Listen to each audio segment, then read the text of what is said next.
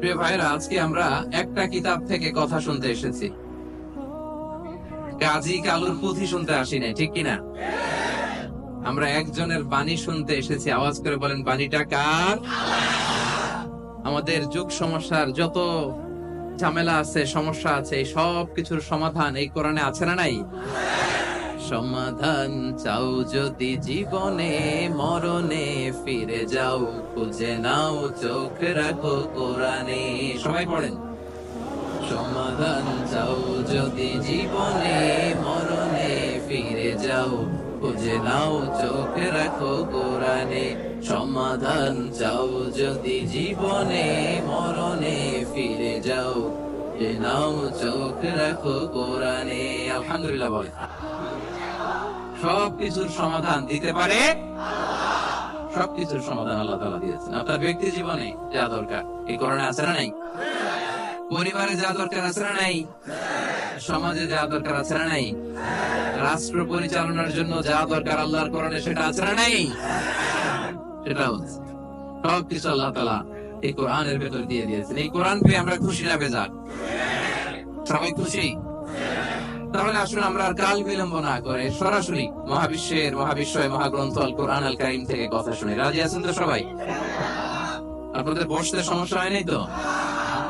আলহামদুলিল্লাহ। শুকরিয়া করলেই লাভ, ঠিক কিনা? শুকরিয়া করলে নেয়ামত বাড়ায় দেয় কে? না শুকরি করলে শাস্তি দেয় কে? আল্লাহ বলেন, লা ইন শাকারতুম লা আযীদান্নাকুম, যদি নেয়ামতের শুকরিয়া করো আমি আল্লাহ নেয়ামত আরো বাড়ায় দিব। বেতন 2000 রিঙ্গিট, এটারে 3000 বানায় দিতে পারে কে? পারে না উনি? উনার ধনভাণ্ডারে কমতি আছে?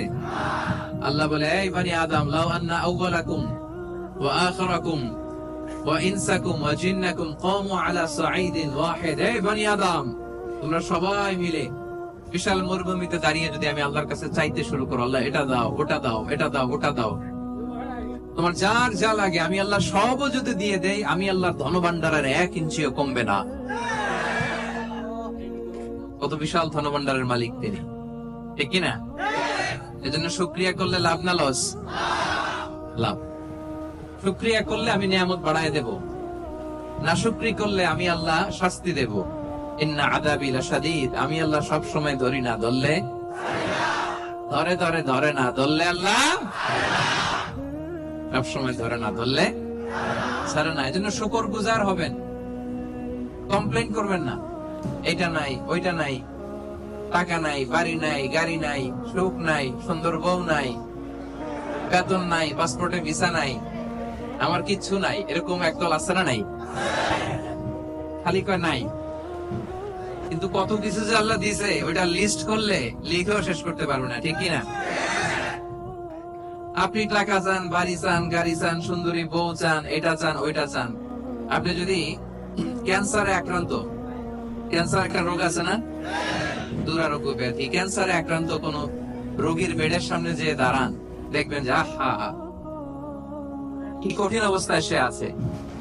কেমোথেরাপি দিয়ে তার দাড়িগুলো পড়ে গেছে, চুলগুলো পড়ে গেছে, চেহারাটা ফ্যাকাশে হয়ে গেছে, একেবারে লাস্ট স্টেজে চলে আসছে। আপনি যদি তারা জিজ্ঞেস করেন, ভাই তুমি কি চাও, সে বলবে আমি শুধু বাঁচতে চাই।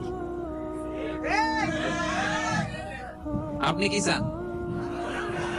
না, আপনি তো বাঁচতে চান না, আপনি তো বেঁচেই আছেন।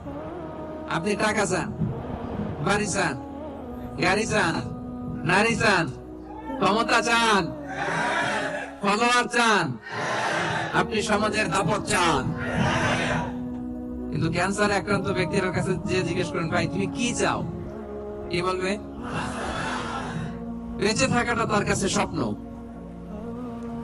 যে বেঁচে থেকে, সুখে থেকে, শান্তিতে থেকে আল্লাহ তাআলার দয়া তো নাজ নেয়ামত পেয়েও আমি কমপ্লেইন করি, অভিযোগ করি, আল্লাহ আমার এটা নাই, ওইটা নাই, এটা চাই, ওইটা চাই।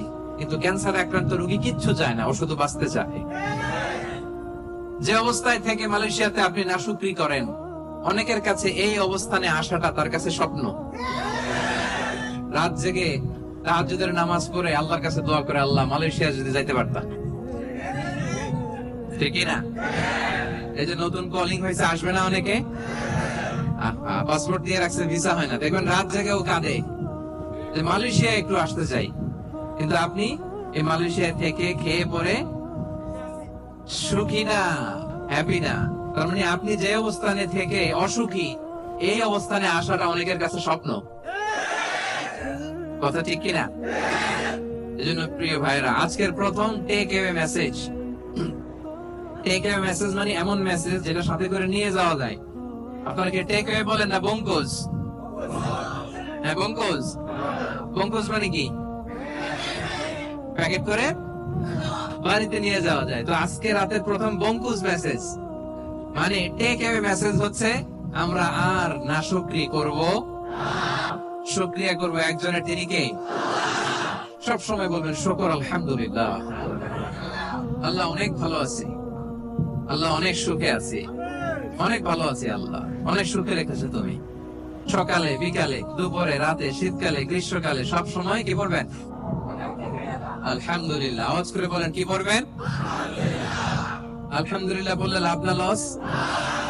একবার যদি আপনি আলহামদুলিল্লাহ পড়েন, এই আকাশ আর জমিনের মাঝখানে যত ফাঁকা জায়গা আছে, পুরো জায়গাটা সওয়াব দিয়ে পূর্ণ করে আল্লাহ তাআলা আপনার আমলনামায় ঢুকিয়ে দিবেন। এজন্য বেশি বেশি শুকরিয়া করতে রাজি আছেন তো? আলহামদুলিল্লাহ, আল্লাহ তুমি কবুল করো। তাহলে the first and foremost message, takeaway message or the Bonku's message tonight is, we'll praise to our Lord. We'll say alhamdulillah in every time, in every situation in our life. ঠিক কি না? যে কোনো পরিস্থিতিতে আমাদের মুখ দিয়ে বেরোবে কি? মনে থাকবে? আসুন আমরা সরাসরি কোরআন থেকে শুনি। সম্মানিত ভাইরা, আমি আপনাদের খেদমতে এই চমৎকার সন্ধ্যায় বা চমৎকার রজনীতে সূরাতুল আহজাব থেকে একটি আয়াত তেলাওয়াত করেছি। 35 নম্বর আয়াত।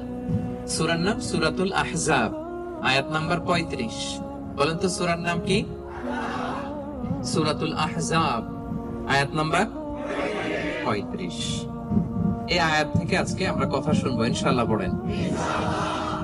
এই আয়াতে আল্লাহ তাআলা একদল লোকেদের বর্ণনা দিয়েছেন যাদের জন্য আল্লাহ তাআলা ক্ষমা প্রস্তুত করে রেখেছেন আর জান্নাত প্রস্তুত করে রেখেছেন। প্রস্তুত করে রাখছে কে? আচ্ছা, আপনার বস, বসরে কি বলে মালয় ভাষায়?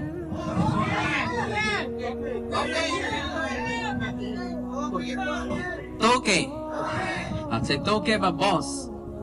আপনার বস যদি বলে যে তুমি আসো, তোমার জন্য আমি খাবার বানায় রাখছি, কে বানায় রাখছে? বস। কেমন লাগবে আপনার? অনেক ভালো লাগবে। আপনার বস যদি বলে আসো, তোমার জন্য আমি একটা ডুপ্লেক্স বাড়ি বানায় রাখছি, তুমি থাকবে এটাতে, আসো, কেমন লাগবে? আর আল্লাহ তাআলা ঘোষণা দিচ্ছেন 10 শ্রেণীর লোক আছে যাদের জন্য আমি আল্লাহ ক্ষমা প্রস্তুত করে প্যাকেট করে রেখেছি। আমি আল্লাহ তাদের জন্য আজরান আযীমা, মহা প্রতিদান, মহা পুরস্কার, the greatest reward তাদের জন্য আমি প্রিপেয়ার করে রেখেছি। পড়েন সুবহানাল্লাহ।